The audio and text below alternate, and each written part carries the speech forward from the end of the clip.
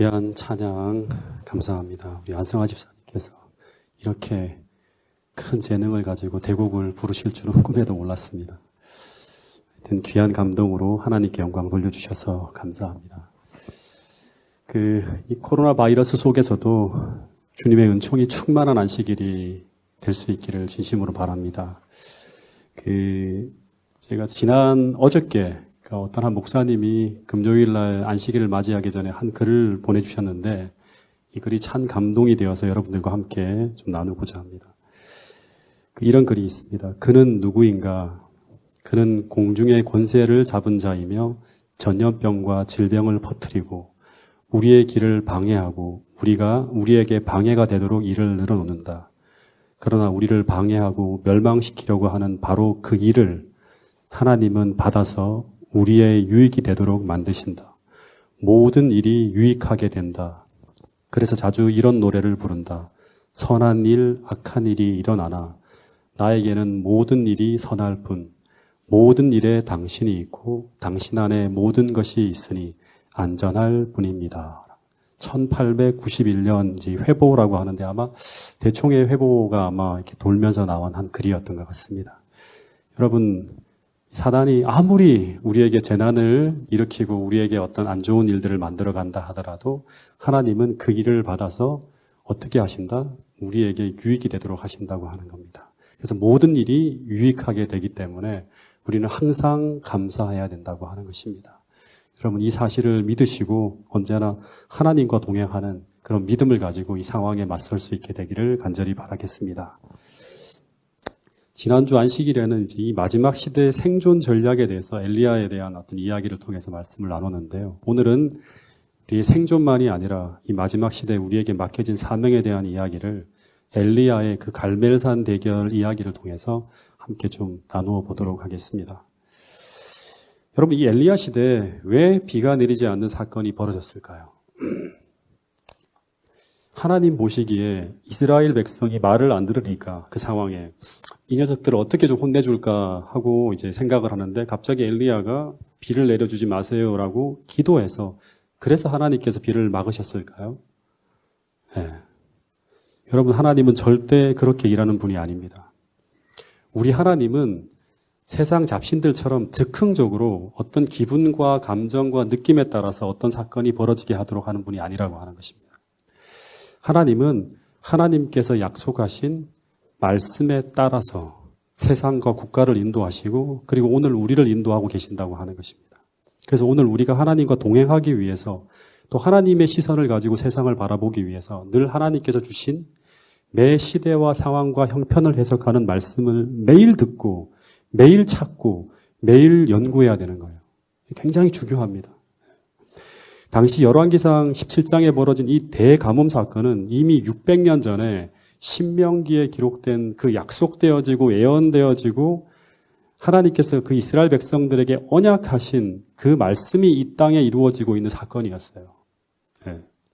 신명기서를 읽어보면 모세가 이스라엘 백성들을 이끌고 이제 가나안 땅으로 쭉 들어가기 직전에 하나님께서 그들에게 주신 율법을 다시 반복해서 말씀하세요. 그래서 다시 주어진 율법이라고 하는 뜻에서 신명기라고 하는 거예요. 신명기.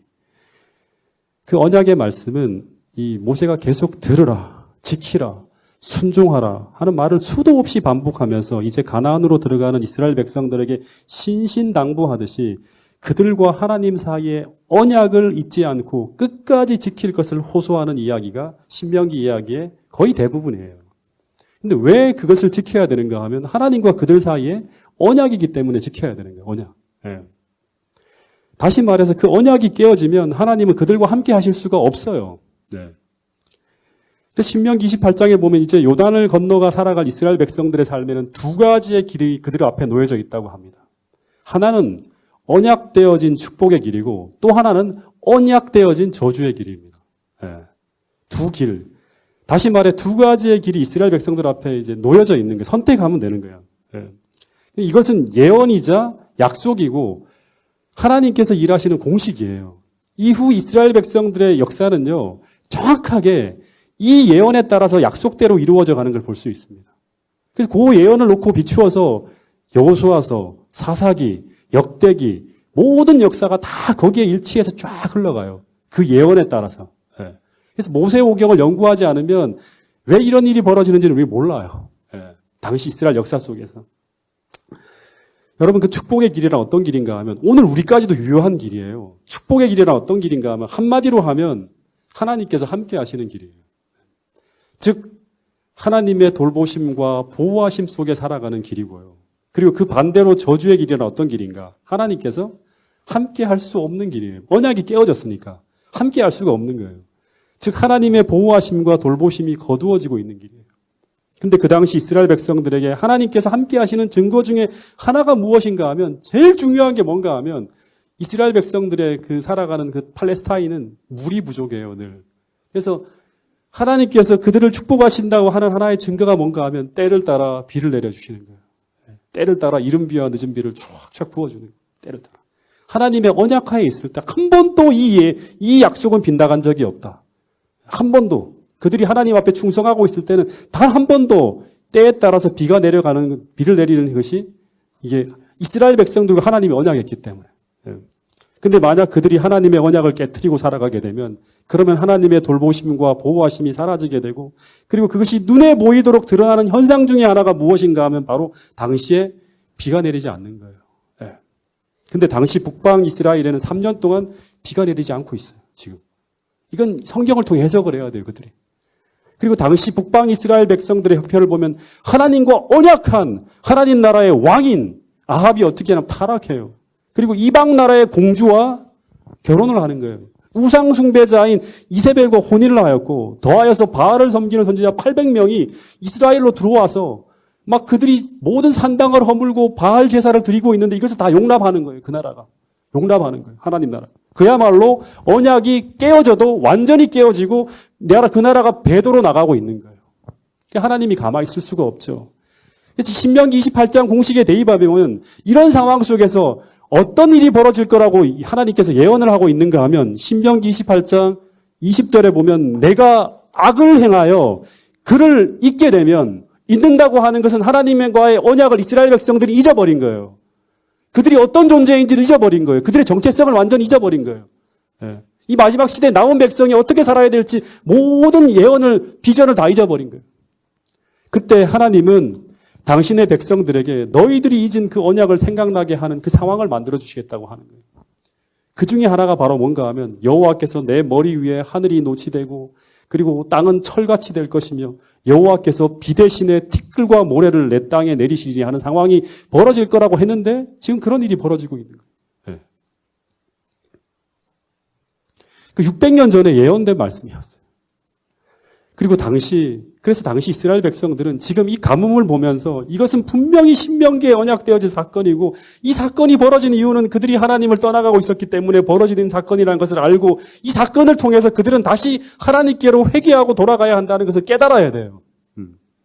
그래서 엘리야가 하나님을 대신해서 그것을 가르쳐주는 기별을 전하면서 등장했던 거예요. 그 과거의 예언을 가지고 이 시대를 적용하면서 예언을 하는 거예요. 그러니까 엘리야가 선지자가 되는 거예요. 과거의 예언을 통해서 그 예언을 다시금 그 시대에 해석을 해주는 거예요. 오래전에 2009년도였을 거예요. 태백에서 가을부터 겨울까지 그냥 거의 한 몇 개월 동안 비가 거의 오지 않는 아주 극심한 가뭄이 든 적이 있었습니다. TV와 매스컴에서 한때 연일 태백시 상황이 보도되어진 적이 있어요. 그때 상황이 아주 심각했습니다. 제한급수가 들어가서요.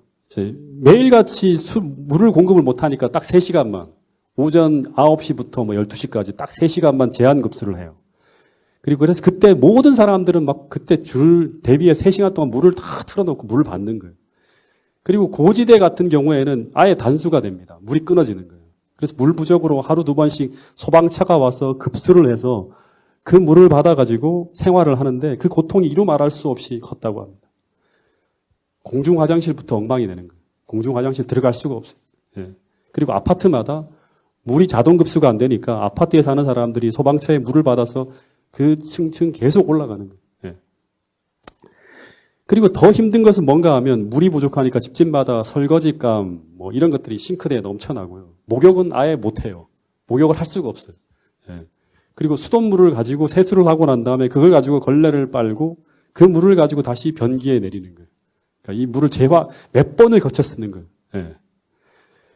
그때 물을 배급받으면서 사람들이 살게 되면서 제일 심각한 문제가 무엇이었는가 하면 사람들이 이구동성으로 말하기를 뭐라 그러는지 아세요? 제일 힘든 게 화장실 사용이었다고 합니다. 한번 상상해 보세요. 예, 상상해 보세요. 아주 끔찍한 일이 벌어지는 거예요. 예. 여러분 지금 우리가 아무런 부족함 없이 너무나 당연하게 사용하고 있는 이 물이 정말 누군가의 은혜로 우리가 공급을 받아 사용하는 것이 아니라 정말 그냥 당연히 누리는 것이 맞을까요? 한번 생각해 보세요. 여러분 우리가 매일 당연하게 누리는 이 축복들, 비와 공기, 그리고 매일 공급되는 양식, 그리고 가족들의 건강과 편안, 그리고 행복, 그리고 코로나 바이러스가 이 정도로 통제되어지고 있는 이 모든 것, 이 모든 것이 다시 말해서 오늘 우리가 당연히 누린다고 생각하는 이 모든 것들이 당연한 것이 아니라 하나님의 돌보심과 은혜로 계속 공급되고 유지되고 있다고 하는 것을 깨닫고 인정하는 것을 성경은 가장 중요한 신앙의 기초요 믿음의 핵심이라고 말하고 있는 것입니다. 여러분 여기서 매일의 감사가 시작되는 것이고 하나님을 경배하는 예배가 이루어지는 거예요.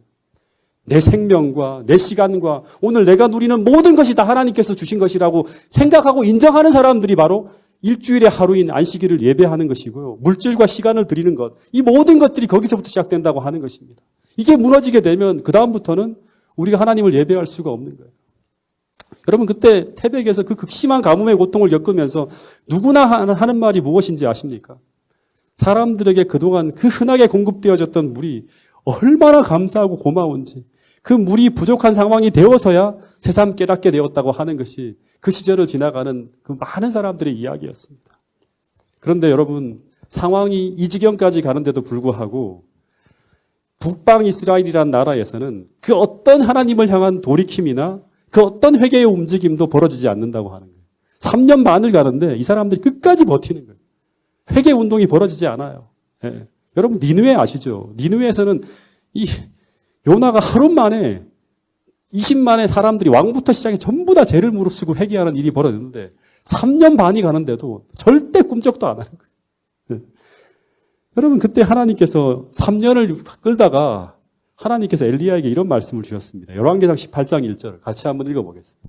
이게 뭐 하여튼 물병 하나씩 다 들고 아이들이 전부 다 물을 귀하게 여기던 시절의 사진입니다. 열왕기상 18장 1절 같이 읽어보겠습니다. 시작. 많은 날이 지나고 제3년에 여호와의 말씀이 엘리야에게 임하여 이르시되 너는 가서 아합에게 보이라. 내가 비를 지면에 내리리라. 여러분 이 말씀을 전 참 궁금하게 생각했습니다. 여러분 지금 이스라엘 백성들에게 비가 올 상황입니까? 비가 올 상황이 아니에요. 왜냐하면 성경에 보면 이런 상황에서 비가 오려면 분명히 이런 일이 벌어져야 한다고 예언되어져 있어요. 이런 상황이 올 거다고 예언되어져 있고 이 상황이 끝나려면 이런 일이 벌어져야 된다고 합니다. 열왕기상 8장에 보면 솔로몬의 기도 가운데 만일 그들이 주께 범죄함으로 말미암아 하늘이 닫히고 비가 없어서 주께 벌을 받을 때 이곳을 향하여 기도하며 주의 이름을 찬양하고 그들의 죄에서 떠나거든요. 그들의 죄에서 떠나거든 주는 그 기도를 들으시고 돌이키시고 36절에 보면 비를 내려주신다고 하는 그런 예언되어져 있는 공식이 있어요. 근데 이런 모습이 전혀 보이지 않는데 하나님이 이제 비를 내려줄 테니 갈멜사원으로 사람들을 모이게 하라고 하는 거예요. 여러분 여기서 우리는 하나님의 마음을 볼 수 있어야 됩니다. 하나님은 지금 북방 이스라엘을 멸망시킬 수가 없음을 스스로 고백하고 있는 거예요. 다시 말하면 그들이 스스로 작정하고 끝까지 하나님께로 돌아오지 않으니까 이 말이 적절할지 모르겠지만 강제로 돌이켜서라도 다시 말하면 하나님이 북치고 장국치고 다 해서라도 이 죽어가는 이 나라를 살리려고 하는 거예요. 예. 이게 노아 홍수 당시에 하나님의 모습하고 똑같은 모습이에요. 예. 사랑할 가치도 없는 이 나라를 왜 하나님이 이렇게 귀하게 보시며 사랑하시는지 이스라엘을 대표하는 왕과 온 백성들이 여전히 하나님 앞에 굴복하지도 않고 끝까지 회개하는 모습이 나타나지도 않고 언제나 하나님께서 주시는 이 모든 것들을 다 바알이 주셨다고 하면서 바알을 경배하고 찬양하면서 배도하고 떠나가는 이 상황에서도 하나님은 이들을 버리거나 포기하시지 못하시고 끝까지 이들을 어떻게든 살려내려고 하는 하나님의 모습을 저는 이 말씀을 통해 보게 되었습니다. 여러분 이 비가 오지 않는 이 상황에서 누가 아이가 더 탔을까요? 네? 여러분 한 100년 정도 지나가게 되면 결국엔 이 나라가 망해요. 그때 선지자가 누구인가 하면 호세아예요. 이 호세아가 결국 멸망해 가는 이 북이스라엘을 향한 하나님의 마음이 이런 마음이었다고 호세아가 이렇게 적어 놓은 글이 있습니다. 같이 한번 읽어보겠습니다.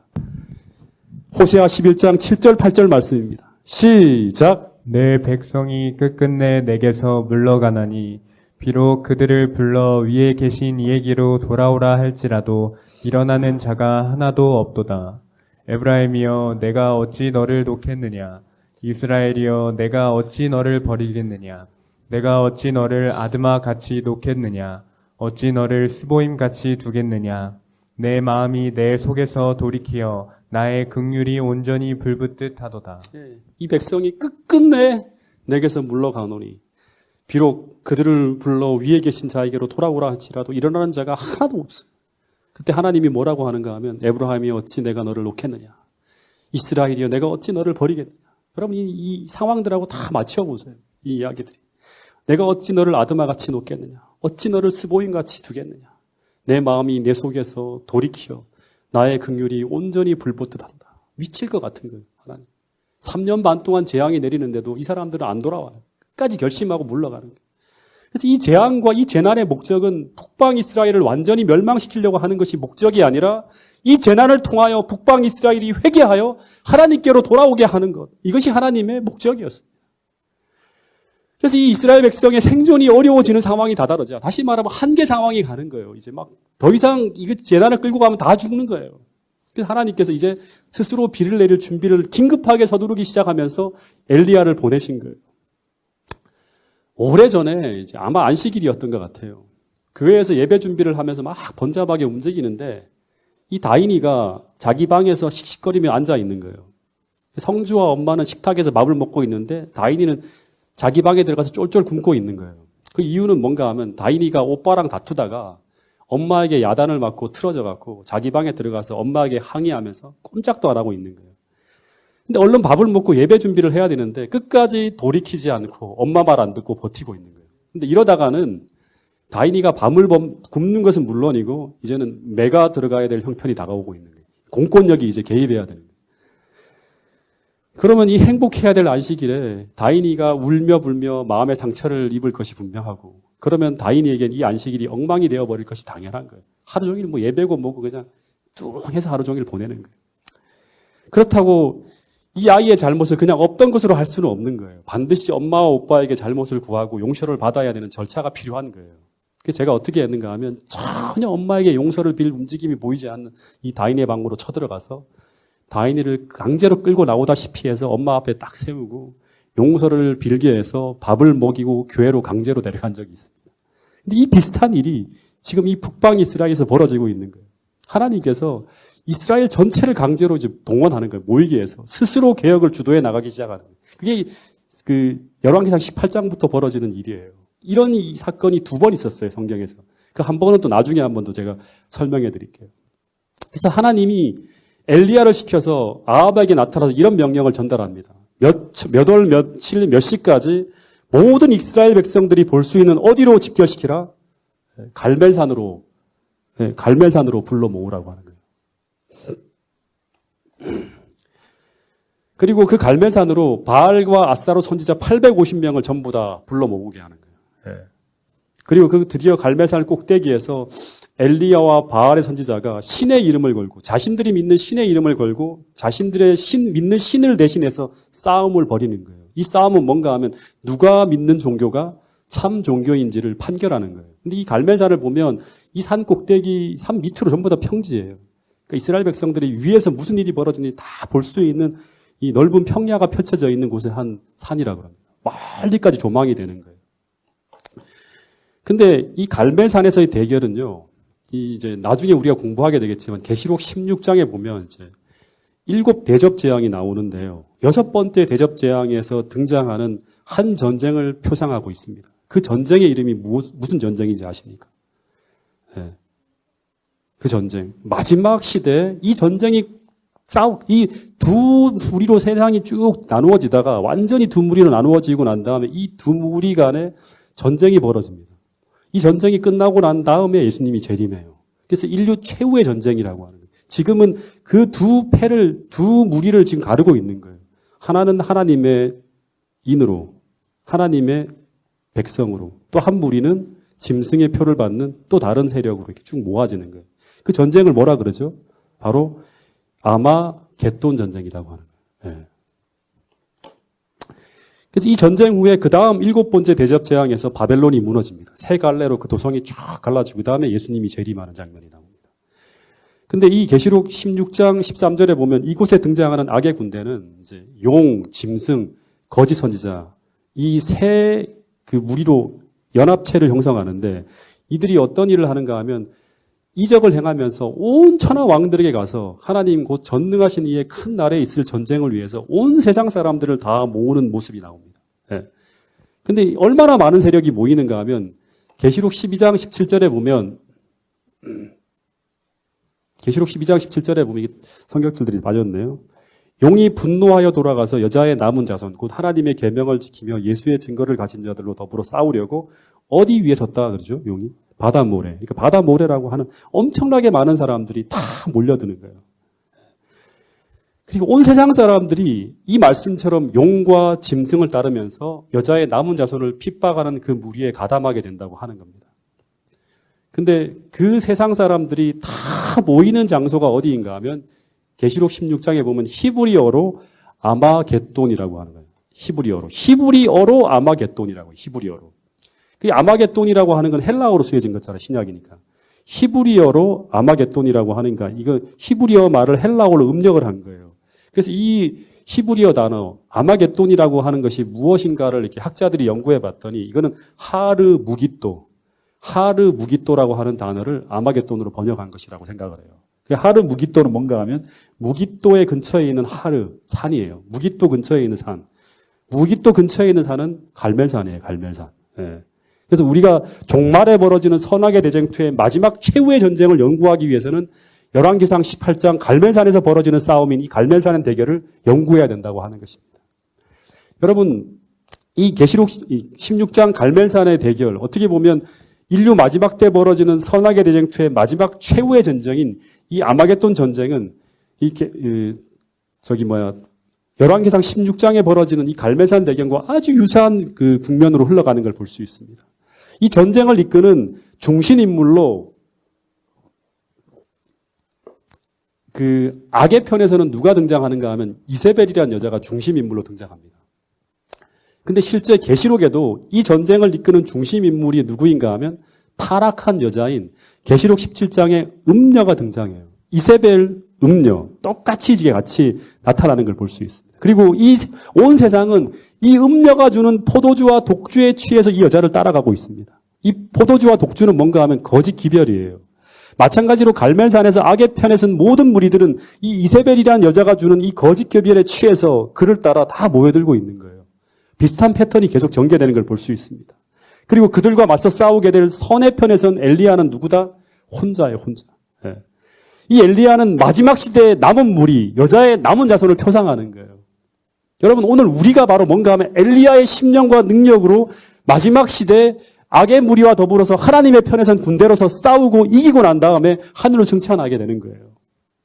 근데 이 여자의 남은 자손은 오직 한 가지의 무기만 들고 있습니다.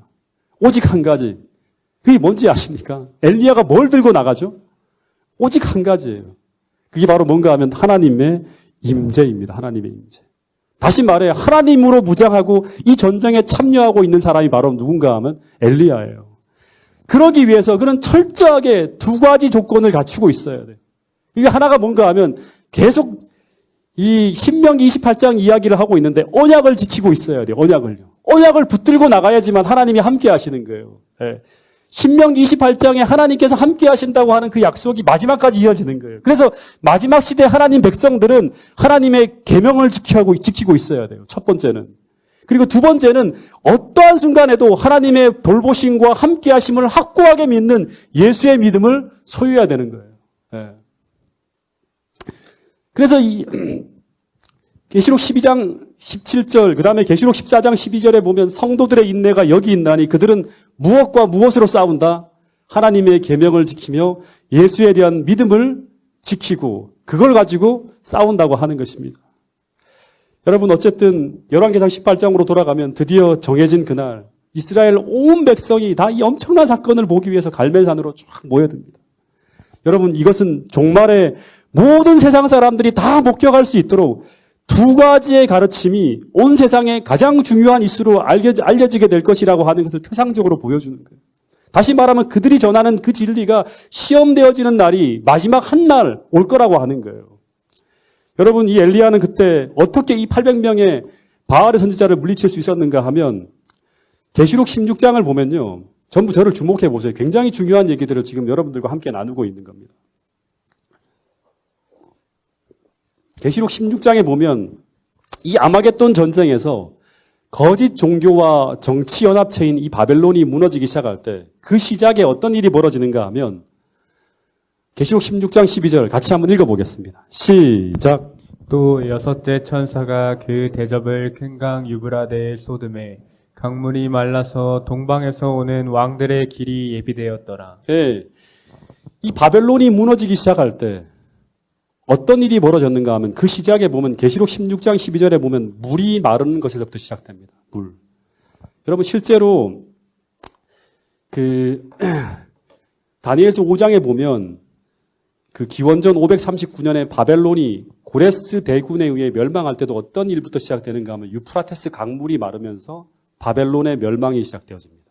이 물이 마르고 난 다음에 그 다음에 동방에서 오는 군대 왕들이 누군가 하면 동방에서 누가 왔는 고레스 대왕이 왔죠. 페르시아 연합군 대왕. 이 고레스는 그리스도를 표상한다고 계속 다니엘서 공부할 때 제가 가르쳐 드렸어요. 이 물이 말라야지만 어떤 일이 벌어지는가 하면 왕들이 올 수 있는 길이 예비되는 거예요. 이건 누가 하는가 하면 엘리야의 심령과 능력으로 여자의 남은 자손이 셋째 천사의 큰 외침으로 말미암아 이 물이 말라져 버리는 거예요. 그 길을 예비하는 사람들이 누군가 하면 침례 요한이나 엘리야예요. 엘리야의 심령과 능력으로 주의 앞에 먼저 가서 그 길을 예비하는 사람들이 바로 여자의 남은 자손입니다. 근데 이 물이 마르는 것은 무엇을 의미할까요? 물이 뭘 가르치죠? 요한계시록 17장 15절에 보면 우리가 수도 없이 아마 이걸 들었을 거예요. 물은 열국, 백성, 물이라고 표현하는데 실제로 요한계시록 17장 1절에 보면 이 바벨론이라고 하는 음녀는 많은 물 위에 앉아 있다고 해요. 많은 물 위에. 물 위에 이 음녀가 앉아 있는 거예요. 그래서 이 물이 마른다고 하는 것은 바벨론을 지지하는 모든 사람들이 떠나가는 것을 의미합니다. 여기서부터 바벨론의 붕괴가 시작되는 거예요. 근데 그들이 왜 떠나가게 될까요? 바벨론을 지지하는 수많은 사람들이 무엇을 알게 되는가 하면 이제 그들이 속은 것을 알게 되었기 때문에 떠나가는 거예요. 근데 그들이 어떻게 속은 것을 알게 되었을까요? 스스로 알게 되었을까요?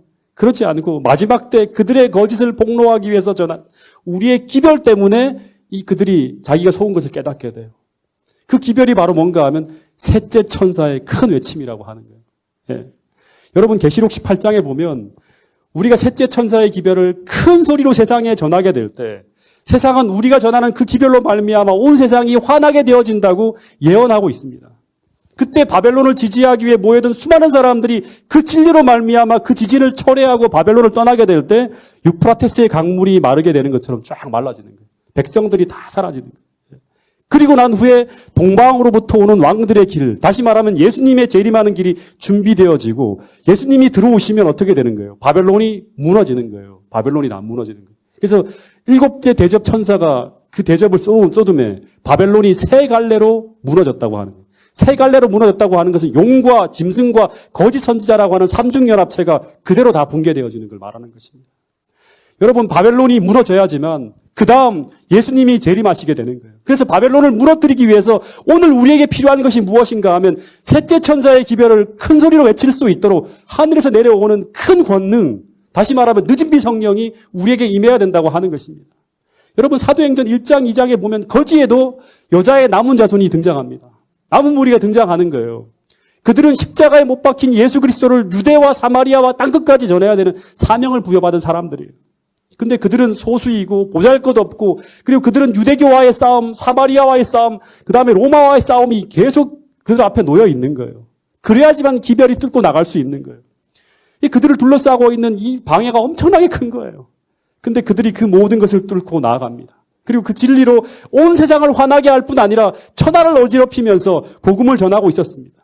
근데 그 일이 일어나게 된 그 시작은 바로 뭔가 하면 사도행전 1장 8절에 약속되어진 성령이 기도하는 그들의 자리에 임했기 때문이라고 성경은 이야기하고 있는 것입니다. 여러분, 이 불이 기도하는 그들의 제단에 임하자 유대교가 무너지고 사마리아가 무너지고 로마가 무너지는 그런 엄청난 일들이 벌어진 거예요. 여러분, 다시 돌아가서 갈멜산 꼭대기에서 이제 엘리야가 원수들에게 이 싸움의 방법을 설명하는데 그 열왕기상 18장 23절부터 25절의 이야기를 보면 어떤 얘기가 나오는가 하면 한마디로 말하면 참과 거짓을 가리는 핵심이 무엇인가 하면 기도하고 구하는 그 제단에 불이 내려오면 그들이 믿는 신이 어떤 신이다? 참신이라는 것이 증명되어진다고 하는 거예요. 이 대결로 말미암아 참과 거짓이 가려진다고 하는 것입니다. 저는 이 불이 마지막 시대 참과 거짓을 온전히 가려내는 이 불이 바로 뭔가 하면 늦은 비 성령을 표상하고 있다고 생각을 합니다. 이 불이 내려오면 모든 게임은 다 끝나는 거예요. 이 성령의 역사로 말미암아 온 세상이 환하여지는 거예요. 이 성령의 역사로 말미암아 셋째 천사의 큰 외침이 온 세상을 향해 전파되어지고 그리고 이 유프라테스 강물이 마르고 왕들의 오는 길이 예배되어지는 거예요. 그 일을 할 사람들이 바로 뭔가 하면 엘리야의 심령과 능력으로 주에 앞서가서 주의 길을 예비하는 여자의 남은 자손이 바로 여러분과 저가 될 것이라고 성경은 이야기하고 있는 것입니다. 정말 어디 세상 귀퉁이에서 정말 별 볼 일 없이 살아가던 이 디셉 사람 엘리야가 그 모든 장애와 편견과 거짓의 벽들을 다 뛰어넘어서 세상을 탄핵하고 하나님의 위대한 진리를 온 세상에 선포하고 그리고 그 결과 모든 이스라엘 백성들을 하나님 앞으로 돌아오게 할 수 있었던 것은 바로 뭔가 하면 이 불이 임했기 때문이라고 하는 것입니다. 하나님의 능력이 임했기 때문이라고 하는 것입니다. 여러분, 그래서 오늘 우리에게 필요한 것이 바로 뭔가 하면 이 늦은 비 성령입니다. 이 불이 내려야지만 우리는 마지막 시대에 우리가 전하는 진리를 큰 소리로 외칠 수가 있고 이 기별이 진리임을 온 세상에 증거할 수 있다고 하는 것입니다. 지난 목요일 저녁에 제가 한 집사님과 더불어서 밤늦도록 교회 식당에서 이 이야기를 좀 했어요. 여러분, 그 집사님과 함께 이야기하다가 내린 결론이 뭔가 하면 지금 이 시기에 저는 무엇을 해야 되고 그리고 저는 어떻게 살아야 됩니까 하는 고민을 가지고 저한테 상담을 하셨어요. 근데 그 집사님과 더불어 이야기하는 가운데 같이 이야기한 게 뭔가 하면 이 파주중앙교회에서 반드시 일어나야 할 운동이 두 가지라고 말씀을 드렸어요. 바로 뭔가 하면 기도운동과 성령운동이에요. 기도운동과 성령운동. 여러분, 성령 하나님이 우리에게 임하지 않으면 우리가 아무리 성경을 공부하고 우리가 아무리 무료급식을 하고 아무리 의료 선교를 아주 세련되게 한다 할지라도 우리는 이 세 천사의 기별을 세상에 증거할 수가 없습니다. 여러분, 지금 제가 정말 새벽마다 기도하는 가운데 느끼는 게 뭔가 하면 지금 세상에는 거대한 쓰나미가 몰려오고 있어요. 여러분, 이걸 알아야 돼요. 이때 우리는 무엇을 해야 되는가 하는 거예요. 여러분, 우리의 직분과 우리의 사명이 무엇인가 하면 정확하게 말하면 우리는 세상을 깨우는 파수꾼의 역할을 해야 되는 거예요. 파수꾼. 여자의 남은 자손은 그 일을 하는 거예요. 그 일을 위해서 이 교회가 존재하고 우리가 존재하는 거예요. 여자의 남은 자손이 해야 되는 일은 뭔가 하면 온 세상에 세 천사의 기별로 셋째 천사의 큰 외침으로 경고 방송을 하는 거예요. 다시 말해서 온 세상에 이 거대한 쓰나미가 몰려온다고 경고 방송을 큰 소리로 외쳐서 세상을 깨워야 되는 거예요. 요란하게 사이렌이 울려야 되는 그런 것이 바로 뭔가 우리가 해야 될 사명이에요. 대피하라고. 이제 큰 쓰나미가 몰려온다고 하는 거예요. 근데 그것을 어떻게 해야 되는가? 바로 이 세 천사의 기별을 성령의 능력으로 전환하면서 우리가 해야 되는 거예요. 성령의 능력이 없다면 우리의 소리를 아무도 안 들어요. 아무도 안 듣는 거예요. 누가 이 별 볼 일 없는 사람들의 이야기를 들을 수 있겠습니까? 네. 여러분, 그 파수꾼의 역할을 감당해야 될 사람들이 바로 여자의 남은 자손은 우리인데 근데 오늘 우리가 어떻게 살아가고 있는가 한번 생각해 봐야 되는 거예요. 네. 여러분, 매일같이 울며 통회하며 지금 이 시대가 흘러가는 것을 보면서 우리는 그 일을 감당할 수 있도록 우리가 그 사명을 감당할 수 있도록 마치 사도행전 2장에 나오는 그 120명의 제자들처럼 간절하게 성령을 구할 수 있는 그런 사람들이 오늘 여러분과 저가 될 수 있기를 간절히 바라겠습니다. 여러분, 유대교의 거대한 벽과 언어의 장벽과 편견의 장벽을 다 뛰어넘어서 온 세상에 십자가의 진리를 전하기 위해서 그들이 약속하신 늦은 비 성령을 구했던 것처럼 오늘도 우리가 그렇게 구해야 된다고 하는 것입니다. 여러분, 이 엘리야의 제안한 이 제안에 군중들이 전부 다 옳다고 승인하면서 그 승인이 떨어지자 엘리야가 먼저 바알의 제사장들에게 기회를 주는 거예요. 이제 하루 종일 너희들이 할 수 있는 걸 해보라고. 그래서 구절하면서 날뛸 뛰는 거예요. 이 세상의 문제를 자기들이 치유해 보겠다. 지금 세상의 모든 종교와 모든 사람들이 이 세상의 문제, 이 문제를 해결하기 위해서 다 뛰어들고 있을 거예요. 근데 아무리 날뛰지만 불은 내리지 않습니다. 그래서 이제 엘리야가 나설 차례가 딱 되었어요. 근데 여기서 엘리야의 기도에 불이 내려오지 않으면 엘리야가 어떻게 될까요? 이 기도 응답에 실패하면 엘리야는 여기서 이 모든 재난의 책임자로 책임을 지고 죽게 됩니다. 그때 엘리야가 한 일이 무엇인지 지금부터 하는 얘기들 정말 주목해 잘 들어야 됩니다. 첫 번째는 무엇을 했는가 하면 엘리야가 제일 먼저 한 일이 뭔가 하면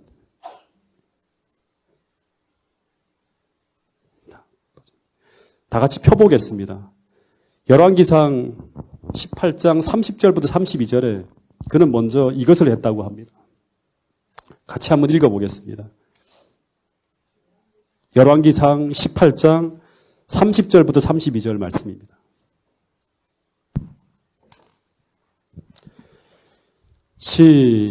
시작. 엘리야가 모든 백성을 향하여 이르되 내게로 가까이 오라. 백성이 다 저에게 가까이 오매 저가 무너진 여호와의 단을 수축하되 야곱의 아들들의 지파의 수요를 따라 12도를 취하니 이 야곱은 여호와께서 옛적에 저에게 임하여 이르시기를 내 이름은 이스라엘이라 하리라 하신 자더라. 제일 먼저 한 일이 뭔가 하면 뭘 한 거예요? 무너진 단을 다시 세우는 일을 합니다. 무너진 단을 다시 세우는 일. 여러분, 하나님이 불러서 역사하기 위해서 먼저 엘리야는 무너진 제단을 다시 세웠다고 하는 거예요. 여러분, 오늘 우리가 정말로 성령을 구하고 있다면 오늘 우리는 먼저 우리 삶의 무너진 제단을 다시 세워야 되는 거예요. 다시 말하면 회개와 개혁으로 하나님 앞에 돌아가는 일이 먼저 있어야 되는 거예요. 여러분, 우리 앞에 정말 절박하게 응답받아야 할 기도 제목이 있다면 오늘 정말 우리가 하늘로부터 불이 내려와야 될 그런 긴박한 싸움 가운데 우리가 처해 있는 그런 분이 계시다면 오늘 이 시간 하나님이 성령이 임하셔야 될 우리 영혼의 제단이 먼저 어떤 상태인지 혹 무너져 있는지 그렇지 않은지를 살펴볼 수 있는 이 시간 될 수 있기를 간절히 바라겠습니다. 만약 이 제단이 무너져 있다면 하나님의 임재의 불은 여러분의 삶에 절대 임할 수가 없습니다. 여러분 이 시간 철저히 회개하며 여러분의 삶을 개혁하게 되기를 간절히 바랍니다. 산당을 헐고 주상을 깨트리고 하나님을 향해 반대로 서 있던 모든 삶의 태도에서 돌아설 수 있게 되기를 간절히 바라겠습니다. 세상의 기쁨이 아니라 하나님이 주시는 기쁨과 즐거움을 갈망하는 그런 사람들이 우리가 되어야 되는 거예요. 여러분 그런 마음을 가지고 여러분의 마음의 성전의 문이 하늘을 향해 열려 있다면 하나님은 여러분의 마음속에 임재하시고 여러분의 삶에 임재하셔서 하나님의 살아계심을 여러분들이 볼 수 있는 그런 증거와 역사들이 나타난다고 하는 것입니다. 그리고 난 후에 엘리야가 그 제단을 다 수축한 후에 송아지를 잡아서 단 위에 버려놓고 그리고 물통에 물을 수도 없이 그 재물 위에 부어서 재물이 완전히 물에 젖어서 물이 도랑이 가득할 때까지 쫙 다 도랑을 채울 때까지 다 계속 붓습니다. 그리고 난 후에 두 번째로 엘리야가 한 것이 무엇인가 하면 이제 무릎을 꿇어요. 첫 번째는 제단을 수축하고 두 번째는 무릎을 꿇고 하늘을 향해서 이런 기도를 드립니다. 36절 같이 한번 읽어보겠습니다. 36절 시작. 저녁 소재에 드릴 때에 이르러 선지자 엘리야가 나아가서 말하되 아브라함과 이삭과 이스라엘의 하나님 여호와여 주께서 이스라엘 중에서 하나님이 되심과 내가 주의 종이 됨과 내가 주의 말씀대로 이 모든 일을 행하여는 것을 오늘날 알게 하옵소서. 네, 여러분 여기서 중요한 게 뭔가 하면 이 엘리야가 나의 하나님이 아니라 아브라함과 이삭과 이스라엘의 하나님, 야곱의 하나님이 하나님 여호와라는 말을 하기 시작합니다. 이 기도에 처음에 들어간 이 아브라함과 이삭과 이스라엘의 하나님이라고 하는 이 대목은 뭔가 하면 또 얘기하지만 언약을 기억하는 기도예요. 언약. 하나님, 아브라함과 이삭과 이스라엘과 언약하지 않았습니까? 당신이 그들의 하나님의 되심과 그들이 당신의 백성됨을 언약하지 않았습니까? 라고 부르짖으면서 이야기를 시작하는 거예요. 근데 이 부르짖음이 언제부터 흘러나왔는가 하면 이 엘리야가 무너진 제단을 다시 세운 후에요. 그 언약의 하나님을 무너진 제단을 다시 세우고 난 다음에 이 언약의 하나님을 찾고 있는 것을 우리가 주목해 봐야 되는 거예요. 이 말은 정말 중요한 것입니다. 여러분 우리가 하나님과의 언약에 서 있다고 하는 것은 오늘 내가 당신의 이름에 명예가 달려있는 하나님의 백성이라는 것을 선언하는 거예요.